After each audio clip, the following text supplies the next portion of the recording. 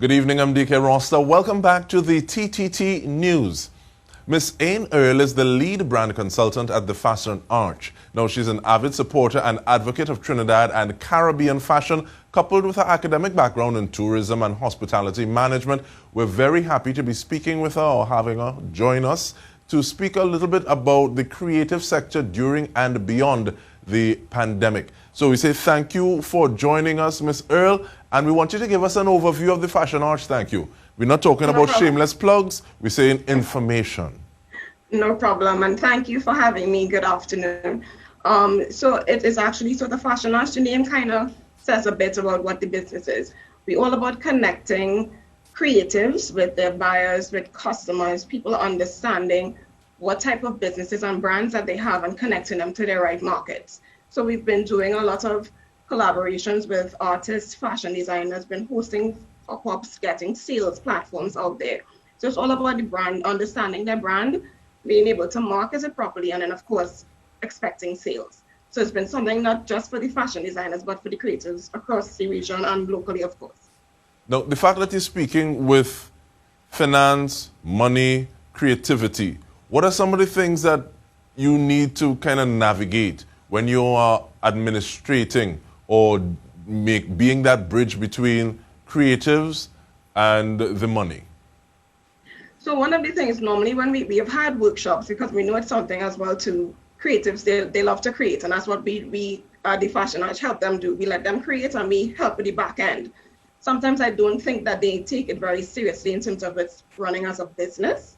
So they really have to ensure that they are investing properly, that they are saving properly, and of course separating personal and business funds. Because sometimes this is not done, or they just, as they collect the money, they spend it somewhere else, and it may not be done in a proper manner or even in a legal manner, possibly in terms of the finances. So we really try to find ways that they find ways to separate their accounts, that if they need to look for grant funding, or even to look for any type of investment, that they do have the back end, they have those documents in order then. From your perspective, what is the current impact as you see it upon the creative sector that is the result of the COVID pandemic? Well, the COVID has really, I think, for both the creative and tourism sector has been hit the hardest. A lot of the events that they would have been doing, possibly the productions that they would have been a part of, venues being closed just because of social distancing and different things, have really put a serious dent in the creative industry. But because of them being creatives, they now have to find ways to be creative and pivot. It is sometimes hard because there's still not enough space sometimes for everyone to do something. Technology is a great way to promote what you're doing, but then it's about getting the financials back, and it's not always there. Most things are done right now free.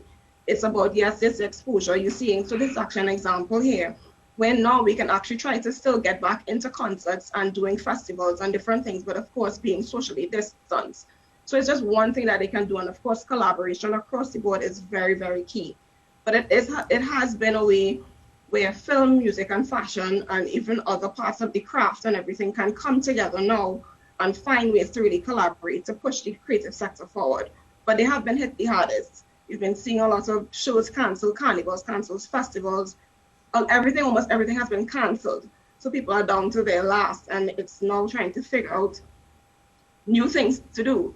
In this year, you will see that it's actually showing the culture that we have and actually finding ways to bring that fashion part back into it, where we can promote who we are as a country, but of course show our talent as well. And with regard to showing who we are and promoting our talent, there's a lot of gloom and doom. Do you see opportunities provided by the disruption, or does disruption create space for some things to grow through? Yeah, there is the disruption, because that especially when we think about technology. You've been seeing it a lot on Facebook now, a lot of virtual tours. So what could really be happening is that we can be still doing these virtual tours, letting people on the outside, our borders are closed, yes, but we can show people what we have to offer. We can show the market when the borders are safe to be back open and that people can come in. There are times that you can see what we have before.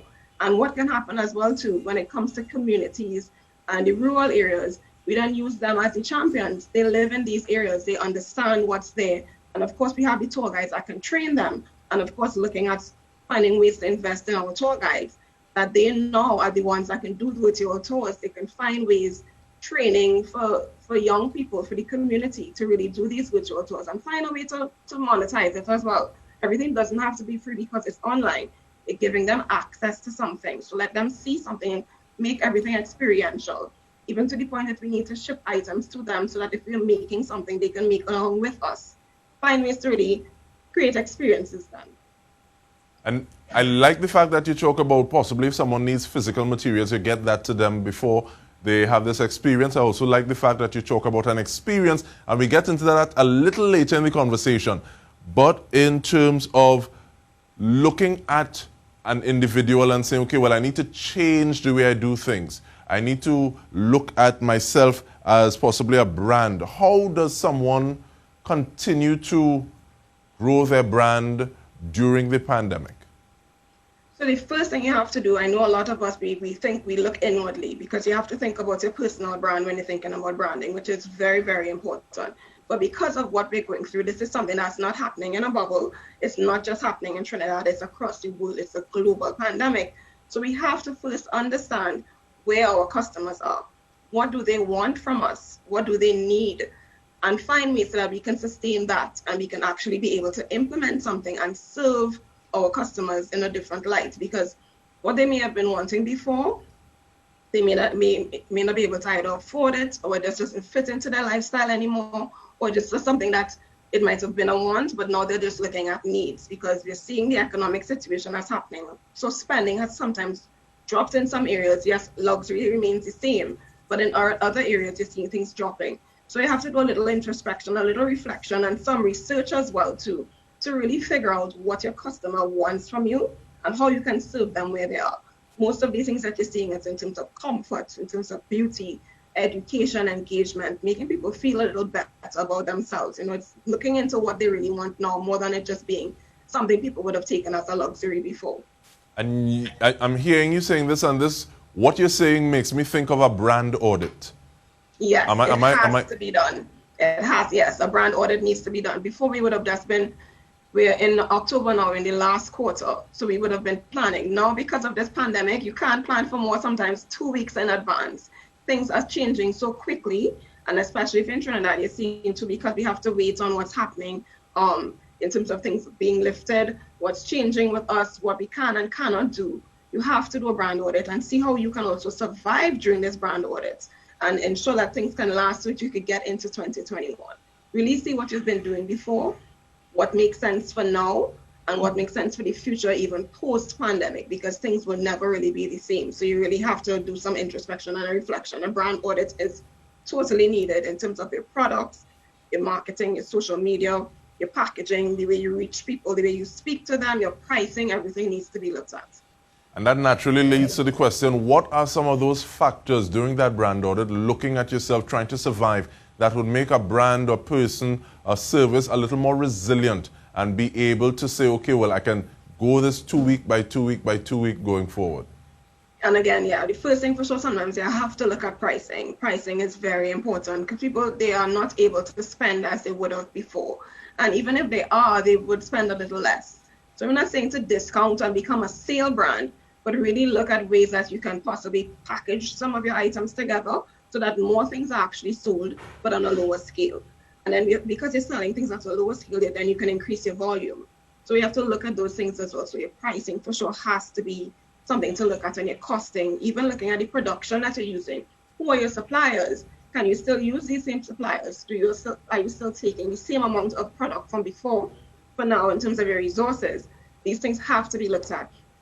One other thing too, sometimes I know a lot of people being online, we've been hearing it all the time, you see it even for the budget, talking about technology. We really need to pay particular attention to that. If you weren't online before, you have to be online now. A lot of people, they're not going into stores, stores are closed, but most people are online, they're scrolling through. So even if you can find ways to meet them online, through your website, through social media, do that. Find ways to connect with them and find ways where your market is. And right now, most of the market is online. So find them there and find out what they want from you. And we're going to find out more from you, Ain Earle, when we return from this break. Stay with us. We come back with more.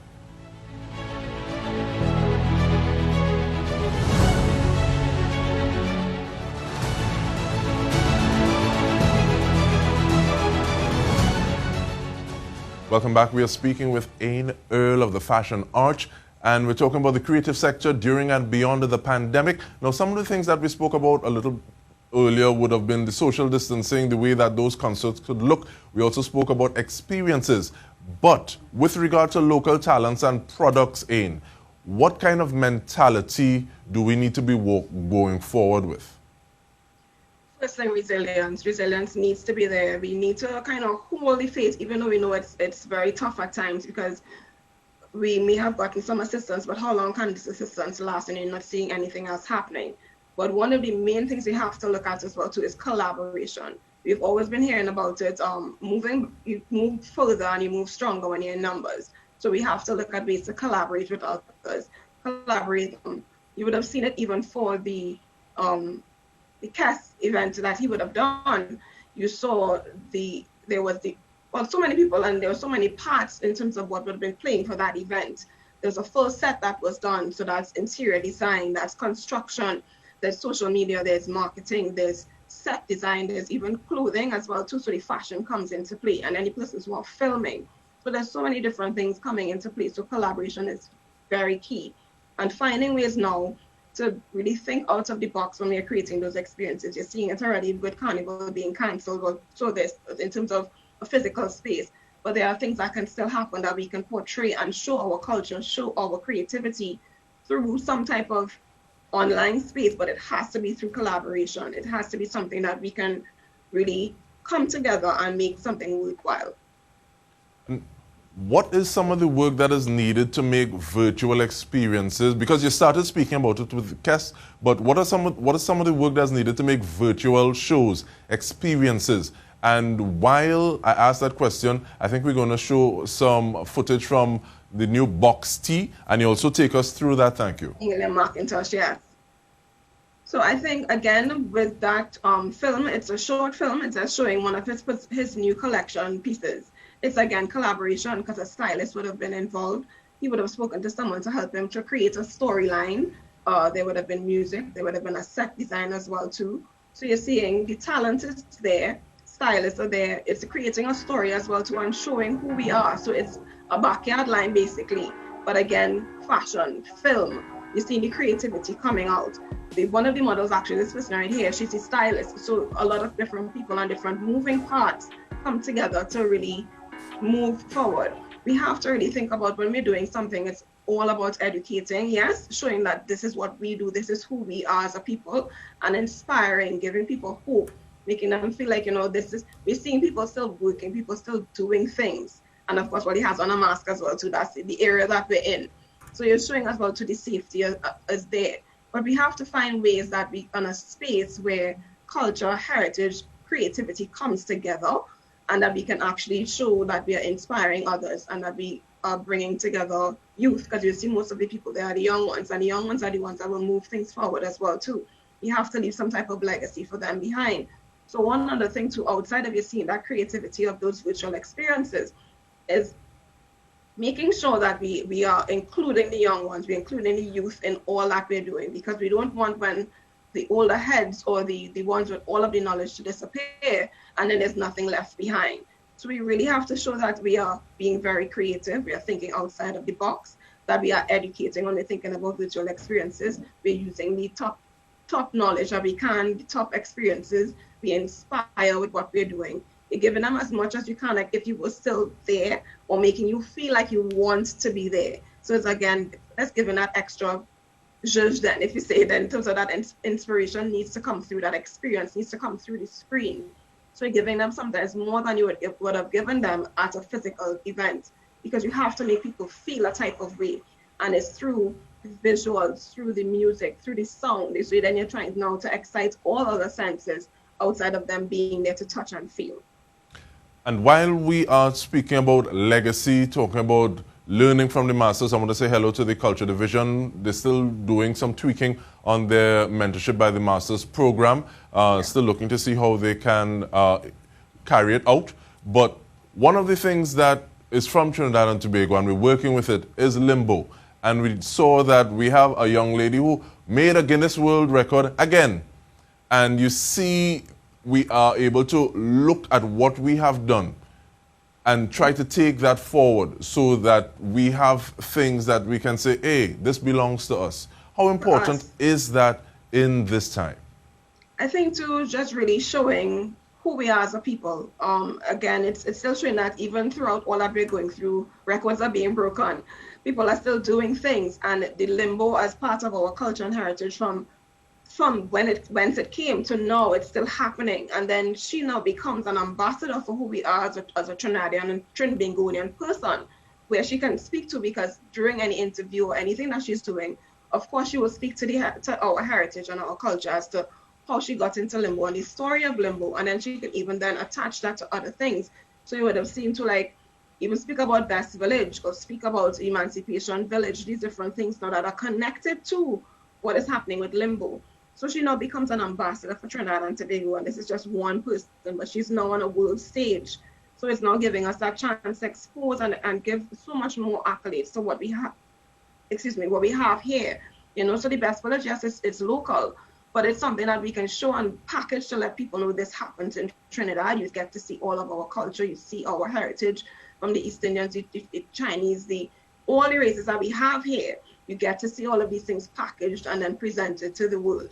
So she's now has become one of our ambassadors, similarly to Sir Etienne Charles with his music. And then he comes back home and he does shows. So you let people know that we have people on the outside, the diaspora, they're out there doing their thing. And even when musicians and music lovers can follow him now on his journey, and they come to Trinidad when he has an event, and then they get to experience other parts of what we have. And one of the things I like about Etienne Charles is that in the music, so yes, I'm doing jazz, I'm doing music, but I name my piece out of the mythology of Trinidad and Tobago. So you want to know what is a papa bois. You want to know what is this, and you want to get a little more information about the area or the place and space that this comes from. It kind of makes you think a little more, and as I keep saying too, in terms of all of these experiences could be virtual or it could be it's right in front of you. And again, when he has his show, so much of moving pieces and parts are happening that it really does intrigue. And again, that's where the education comes into place. So you speak about Papa Boy and it's like, what is that? So you want to go look and find some more information on it. Talking about the Creole soul and who we are as a Creole people. It actually makes you want to think more and find out more. So what these ambassadors are actually doing is giving you a little taste. And then you come in to get more. And even when he does his shows again, you see the collaboration from the point of using these national spaces, using Queen's Hall, using a production company, film. He has even his local t-shirts, so the fashion is there as well too. And then bringing in the local musicians and different things too. Again, becomes one main element of what has to happen, which is collaboration. You would have seen into how this song, with Sunday, in terms of the magic song, just that little piece of him being a part of it has just been able to just kind of transition it and transform it even further than it was. But speaking about transformation though, Ain, we have about 45 seconds left, and it would be remiss of me not to ask about the importance of copyright, intellectual property in this dispensation. After people's appetite get wet, sometimes people like to thief. So how it is we dealing with it? We really need to look into, sometimes we need like a coalition of arts to help us with that, to really look into IP, really look into copyright. It is very, very important. We have the talent, but we have to ensure too that we secure what we have and that it is ours. So really look into all the IP, that you can't find an IP lawyer. We have entertainment lawyers, creative lawyers. They really, really can help, and it's very important. So Ain, I want to thank... Copyright, trademark, it's totally, totally important. Piracy, especially right now, is very, very high because everything's online. To find ways to copyright and trademark as much as possible.